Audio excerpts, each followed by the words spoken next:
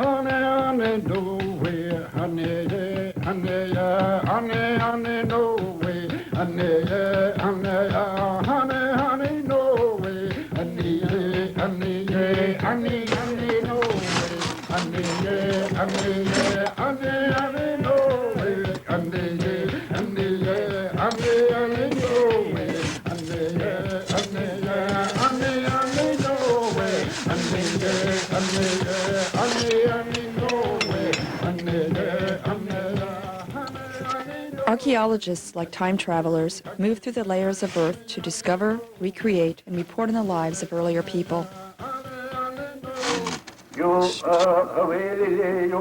Clear Lake Basin in Lake County, California, formed by the same geological stresses that created the San Andreas Fault. Strikingly beautiful, it harbors the largest lake within California's borders. Anderson Marsh, between Clear Lake and the town of Lower Lake. With a rich array of plants, animals, and minerals, it creates a resource island that has attracted inhabitants for thousands of years. With each artifact that archaeologists free from the soil, a little more history of the different cultures that lived here is revealed. Peoples with different cultures and languages who shared both the resources and the land that they called Io Luklo.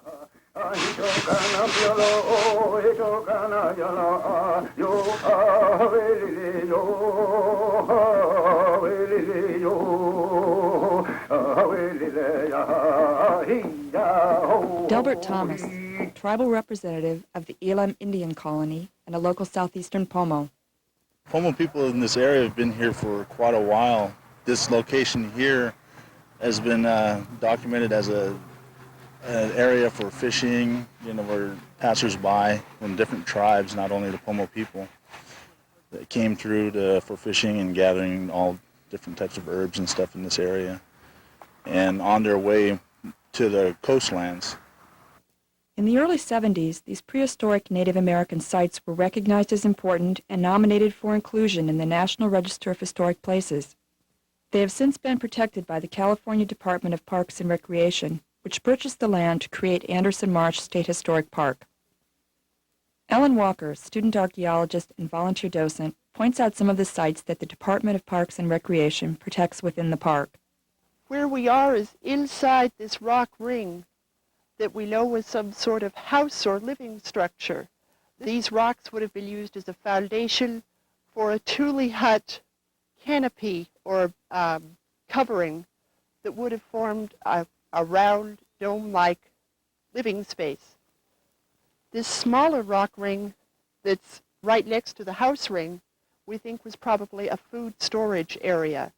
Who decorated these rocks? What were their cultures like? And what happened to them? From previous archaeology at Lower Lake, it looked as if people lived in sizable villages side by side with small campsites of other people who had different styles of weapons and other tools. Were they different ethnic groups who shared the same neighborhood, the same resources? How did they relate to each other?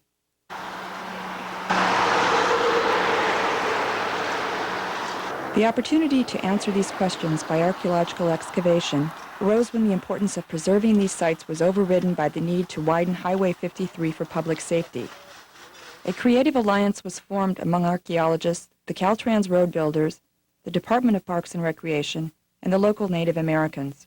Larry Weigel, contract monitor for Caltrans, the California Department of Transportation, works as a liaison between Caltrans and the Department of Parks and Recreation. We wanted to do a road widening project, because there were archaeological sites that were on the National Register in the area. We had to propose a treatment. In order for the federal government to agree to allow the project to proceed and to fund it, we had to go to the Advisory Council on Historic Preservation in Washington, D.C. and get their approval of what we were going to do to these sites, and that we would mitigate the damage to them by retrieving the information that made them important. The strategy that we're using on this particular set of units, archaeologist Greg White, co-project director, briefs the team of scientists, Native Americans, students, and volunteers that was assembled by Sonoma State University under the auspices of Caltrans. Their research plan? Ask questions, propose answers, determine which answers are substantiated by the findings. Once field work began, Early. it didn't take long for the first problem to arise. With 1.5 miles of area affected and limited time and budget, where should the team concentrate its efforts? Archaeologist Dave Fredrickson, co-project director. This is within the area that's going to be affected by the highway. And so our primary responsibility is to make certain that's what's in the path of the highway is adequately dealt with. What we're doing now is exploratory excavations where we dig relatively shallow units spaced about 20 meters apart for about, we'll end up doing them for an area of about 200 meters long here. Then we analyze what comes out of those, and we're hoping to find an area of relatively rich deposits that we can then focus on. This site is of interest because right over here to the east we have Ziegler Creek, which is a good fishing spot and probably was a good fishing spot for thousands of years. Dig down a little bit closer over here so that you think you actually are at level. Sunshine Pasota, the crew chief, explains why the excavations are so exact in all dimensions. We want to be able to compare not only one level to the other to see if we're getting increases and decreases, but by doing that and by using metrics, so it's a lot easier for statistics, we can also compare how it's doing with this unit or any of the units around, and the volume size is always the same. And we can compare this site then to, say, that site over there or this site 10 miles away, and it's all consistent. The test units show where cultural material is likely to be found, but how deep is another matter. We've done 5 control units, 4 in the corners and 1 in the middle, and then the rest of this has been dug by a backhoe, so that when we get down to the 2-meter area or whatever, we can also still have a good sample of what's going on down there. Field workers screen the earth excavated from units to separate the shell, bone, stone, and artifacts, objects made by people, from the dirt. The areas which have many artifacts are explored more thoroughly for information. Soil from promising sites is taken to the lab for further cleaning. Wendy Nelson, laboratory director. This summer we will be excavating up to 15 unit localities. These buckets that they're bringing over have been soaking with baking soda. The reason for the baking soda is to break down the clay so that it doesn't stick to the artifacts. They're dumping the buckets in there and screening off all the mud and the smaller flakes and debris that come off of it. The main point in using the water is to get everything as clean as possible so that we can identify the artifacts. When they're mixed in with the dirt and the clay, everything seems to be the same color, and it takes a real keen eye to spot some of these things. While they're screening, if they find anything, a diagnostic artifact, a piece of bone, they'll pull that aside, separate it, and put it in a special tray so that it'll be easily identified when it gets into the lab inside. What kind of artifacts do the archaeologists find? These are, for the most part, stone tools, a few of shell and polished stone and bone, but mostly stone tools. In the late period, the last 1,000 years, 1,500 years, there was a use of the bow and arrow with small arrow points, such as this.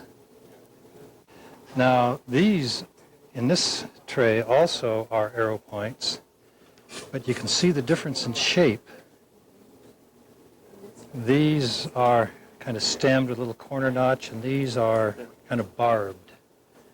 And those are stylistic differences that really represent different interaction areas.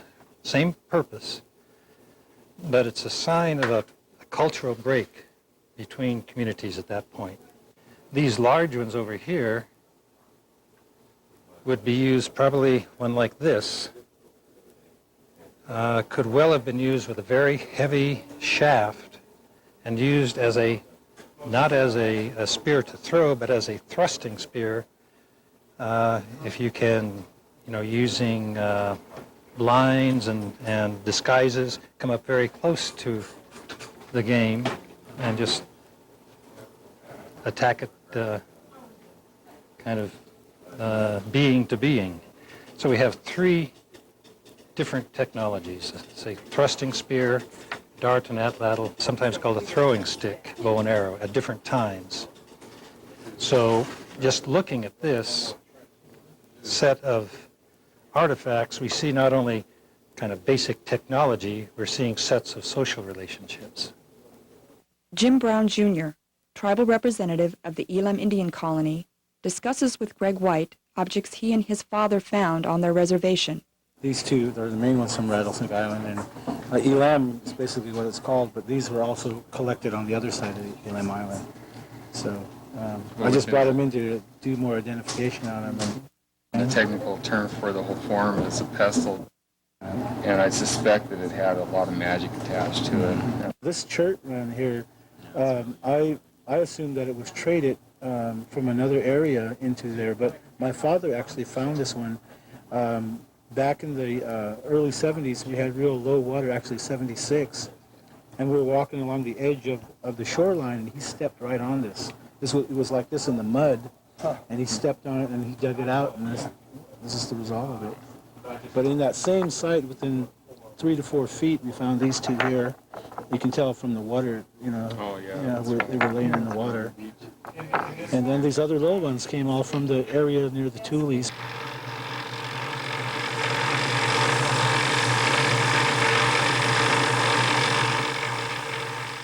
How do archaeologists know how old these stone points are?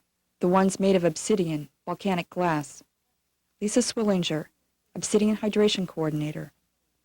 When obsidian is a fresh surface is exposed to the air or to the soil, it starts absorbing moisture from the air or soil. And so the longer it's been exposed to the elements, the further in the hydration penetrates the obsidian. You can see that hydration on, if you cut a piece of obsidian, grind it really thin, mount it on a slide, put it in a petrographic microscope. The amount of hydration is then measured using electronic calipers. One leg is placed on the hydration front and the other leg on the surface of the obsidian. I'm going to line up this edge first. This is the diffusion front. It's how far it's penetrated into the obsidian. This is the obsidian. This is the slide. You can extrapolate a date from those measurements if you have some good background data. Each obsidian source hydrates at a different rate, so getting absolute dates is kind of tough at this point. Research coordinator Dave Beeling demonstrates how these points were made 5,000 years ago. The first thing we have to do is get rid of some of the curve if we want to come out with something flatter. To thin a piece, you have to drive into it a little more than you would instead of deflecting off, you're hitting in. There's this whole chunk is going to pop out eventually, and I may end up with something in there.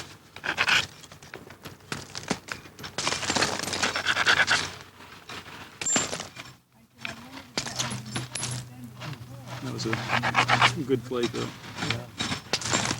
You can tell the difference in the sound when it comes off. It's a rather clean break. So if I press like this, I'll pop off short, rather wide flakes, and I'll get a steep edge. But by pressing into the piece, you get the flake to travel a little farther, and it reduces that ridge that was there.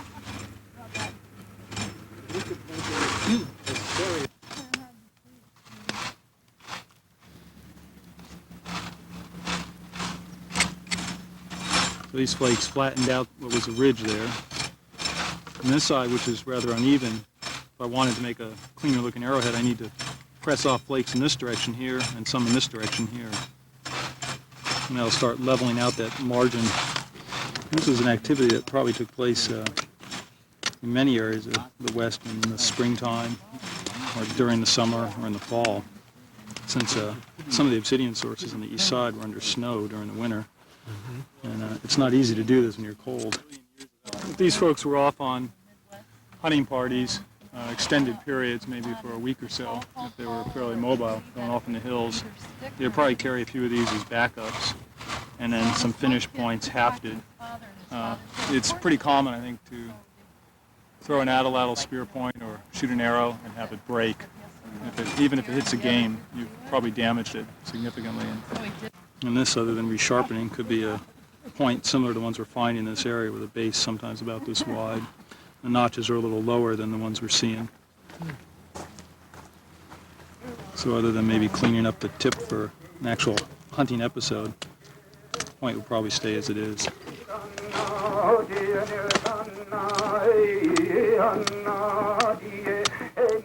In this area right here, while the excavation was going on, the excavator had hit a skull with his pick.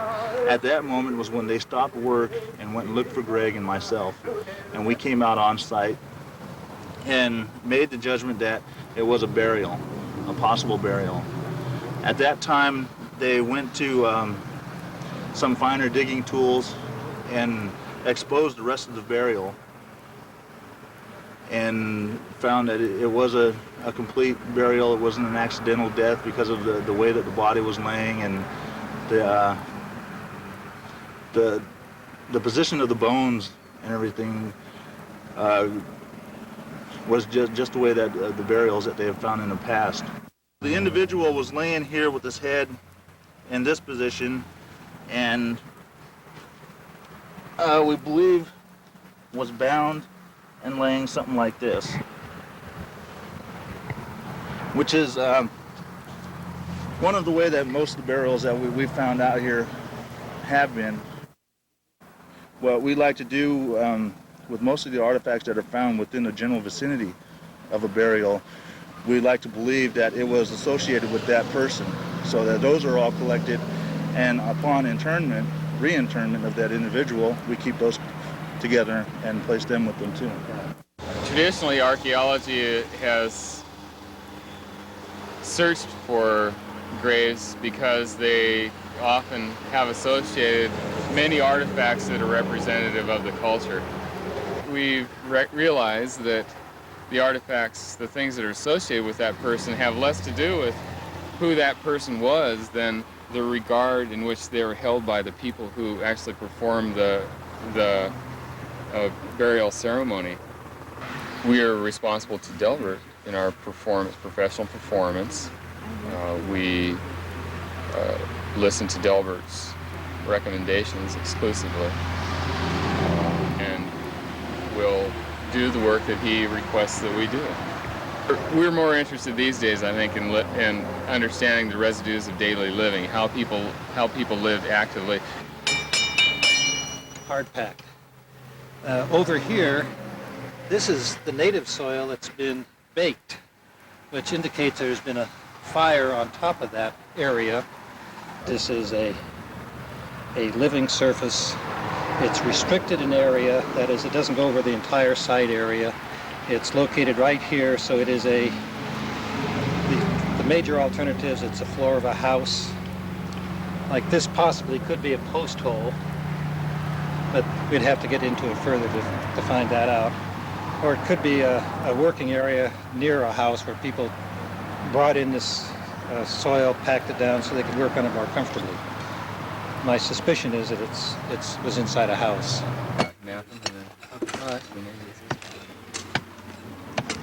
It may have started out as a baking hearth, maybe a acorn bread loaf was laid in and baked. And this might be a living area here, so people would pour the rocks back in after it was done. So they're kind of jumbled now. It's pretty rare to find a hearth that was used to bake and just forgotten somehow. But it's really a nice one, and you guys are doing a great job. This little patch that's down here is probably being brought up by erosion. Well, as we were digging this unit here, which was a rectangular unit, down about this depth, we found a very thick layer of obsidian, and it was in two clusters, one over here and one over here, but it very, very concentrated. It was like in a quarry site.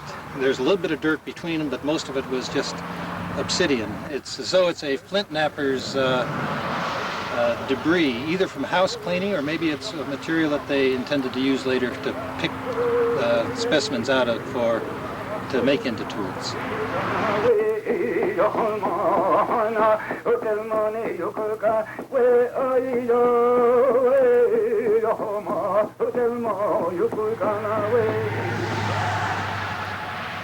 In this site area alone, over 2,500 cubic feet of dirt were removed and processed. The total for the entire project was about 10,000 cubic feet. So after all this digging, sifting, and analyzing, what did the archaeologists learn? We learned about the people and the environment that they lived in. There are sediments and soils, sediments that are brought in by local streams, soils that developed in place. At the very bottom of the unit is a yellow clay. That's the most ancient. It's adjacent to an old stream bed that we can't see here, but in a backhoe trench next door. Subsequently, the area was occupied by people who lived along the banks of that stream. So we have two well-defined strata. The upper brown clay contains material that date back to around 3,000 years ago. A transitional soil that is a stream bank occupation, and then a very early occupation at the very top of the yellow clay, at the yellow clay, brown clay contact, dating around 10,000 years old. Very rare and unusual to find that. So we know how old the sites are. What about the people who lived here? As we worked, we discovered a pattern. On one side of the project area, we found permanent villages. In another part of the project area, we were finding temporary settlements. And we found, by dating through obsidian hydration and C14, that they actually were contemporaneous through a long span of time. And we discovered, by analyzing the artifacts that were associated with these two localities, they're in fact separate cultural traditions entirely. The temporary camps were used by people who had obvious affiliations, if not the very same people, as those that lived in the surrounding hills. There were more mobile people. They'd move through different parts of the year to a place where they might collect seeds. Another part of the year they might hunt deer. Another part of the year they might go to the fishing camps, which we're finding here. Because the mobile uplands people traveled in small groups to many areas to obtain their food and manufacturing materials, their tools and weapons were more varied both in style and composition. While many more of the settled lake people's implements were found, they were much more uniform in style and material. They were made almost entirely of borax lake obsidian. They lived in a settled village, had a very hierarchical structure, very elaborate material culture, high production and use of materials, trading, and interaction with people around them. And we suspect that the settled people are ancestral to Delbert and Elam people, that they're probably Pomoan and had owned or administered the lands here and would invite or arbiter people from the outside who would come in and use the streams during intense fish runs, which happen in the spring. So where did these people go? Don't ever assume that there are no Indians. The kind of prejudice and very hostile, negative, the violence that was perpetrated on them was such that many chose to identify themselves as Mexican, Spanish, because Indians were really treated extremely badly in California. I was born and raised in this area, not near the reservation here. Our reservation now is over in the Clear Lake Oaks area, LM Indian Colony. We still do hold our annual dances and stuff over on the reservation. The Pomo people have lived here in the Lower Lake area, this area here, for quite a while. And there was a reservation that was terminated back in the 50s, I believe. And they still have a cemetery site out there, and that's all that remains of the old reservation. There's 6 Native Americans here working on site. There's 4 of us that are Native American advisors, and we're just on site to give advice anytime they find human remains on what we would like to have done with them. Because the public needed a safer highway, the Native Americans who continued to occupy Lower Lake were connected with a part of their history which had been lost. Other possible discoveries which remain buried for future archaeologists will be protected by Anderson Marsh State Historic Park. It's a lot of hard work, but it's interesting to know something about your history and the history of the people. And for us, it's really interesting because, you know, we are descendants from this area. So it's a learning process for us to learn a little bit more about our past. The Earth yielded many artifacts, much data, and a better understanding of the Native Americans who occupied Lower Lake. But the work revealed much more. Different groups with different interests can all benefit by cooperating. It showed us how 2 peoples, very different in their lifeways, technologies, and histories, lived side by side, sharing the land, the resources, the neighborhood for over 5,000 years.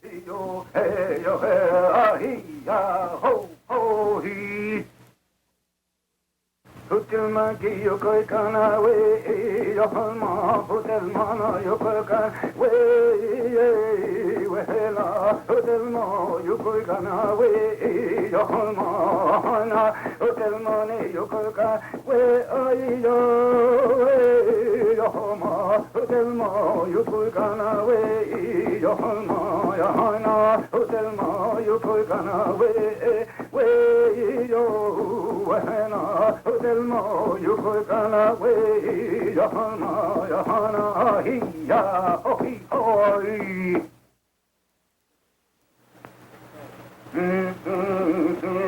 Yo, hey, yo, hey, yo, yo, hey, yo, hey, yo, hey, yo, hey, yo, yo, hey, yo, hey, yo, hey, yo, hey, yo, yo, hey, yo, hey, yo, hey, yo, hey, yo, hey, yo, hey, yo, hey, yo, hey,